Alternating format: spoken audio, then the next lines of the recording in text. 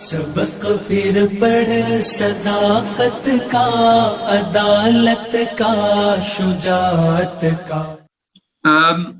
आप इसमें दो बातें हैं। एक है कि कोई अगर चाहे तो एक कॉपी प्रिंट बिल्कुल ही कर सकता है, उसको वो दैट इज डेफिनेटली पॉसिबल, और ऐसा हुआ भी है पास्ट में, आप बता रहे हैं। बस ये है कि उसको जब लेके आए, वो जब पब्लिश होगी, वो जब बाहर आएगी, तो कोई ना कोई जो है उसको पकड़ लेगा और फिर जो है उसको वापस रिवर्ट कर लेगा उस फॉर्म में, जिस फॉर्म में आप कह रहे हैं कि जो कि प्योर परफेक्ट फॉर्म है।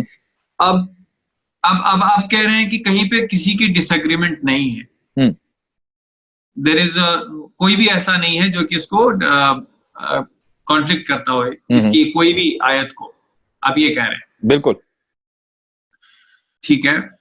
अब यहाँ पे आ जाती है एक नंबर की बात कि कोई, अब जैसे फॉर एग्जांपल कादियानी है, वो कहते हैं कुछ बातों से एग्री नहीं करते हैं, वो कहते हैं कि नहीं एक और हमारा जो है पैगंबर आएगा फॉर एग्जांपल। तो इसमें चूंकि उनकी जो नंबर है वो बहुत कम है, और बाकी मुसलमानों की, या फिर आप तो उनको मुसलमान कहते ही नहीं, खैर जो और लोग हैं उनकी जो तादाद ज्यादा है, तो इसीलिए उनको इतना प्रोमिनेंस नहीं मिलता और उनकी बात जो है उतनी उभर करके नहीं आ पाती।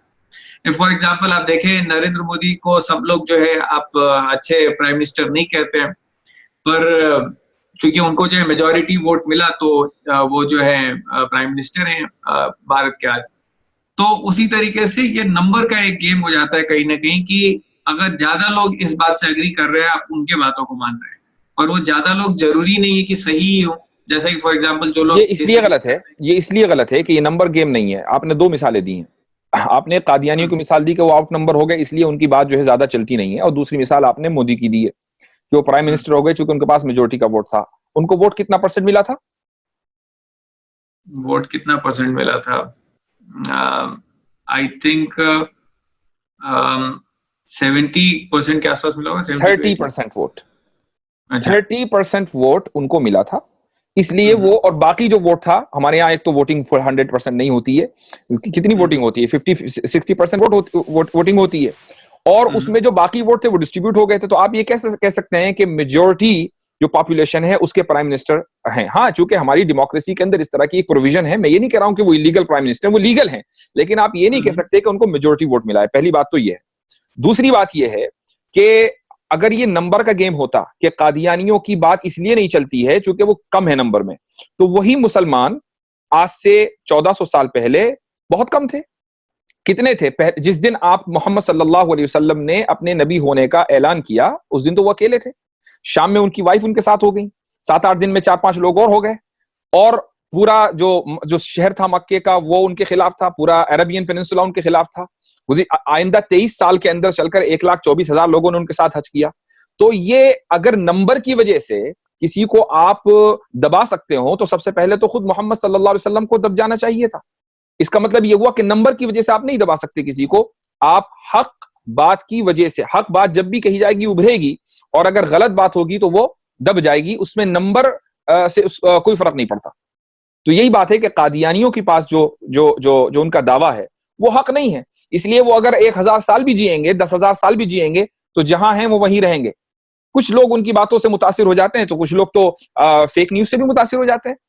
क्या दुनिया में फेक न्यूज नहीं चलती हैं? फेक न्यूज की बुनियाद पर फसादात नहीं होते? ठीक है। यहाँ पे बात आ जाती है इफेक्टिव परसेंटेज की।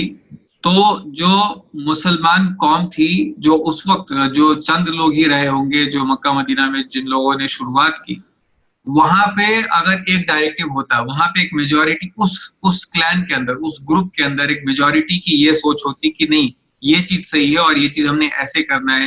फॉर एग्जाम्पल हमें जो नमाज अदा करनी है वो इस डायरेक्शन में अदा करनी है।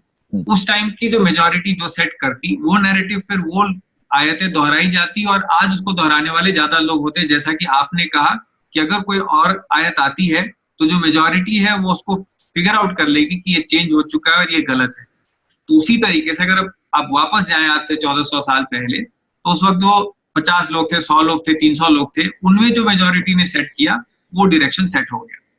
तो उसी तरीके से मोदी साहब की भी जो बात कर रहे थे, तो जो वोट देने वाले लोग थे, नहीं, उस वक्त जो 300 लोग थे मसलन, उनमें मेजोरिटी ने सेट नहीं किया, उसमें एक आदमी ने सेट किया, और वो आदमी थे मोहम्मद सल्लल्लाहु अलैहि वसल्लम। और बाकी जो 299 थे, उन 299 लोगों ने उनकी बात आंख बंद करके मानी।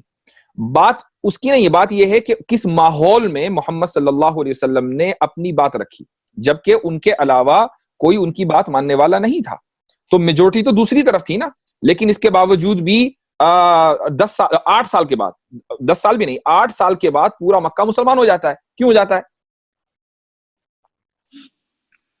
देखिए वहां पे तो लड़ाइयां हुई, बहुत सारी चीजें हुई, खैर लेकिन उस लड़ाई की वजह से कोई मुसलमान नहीं हुआ।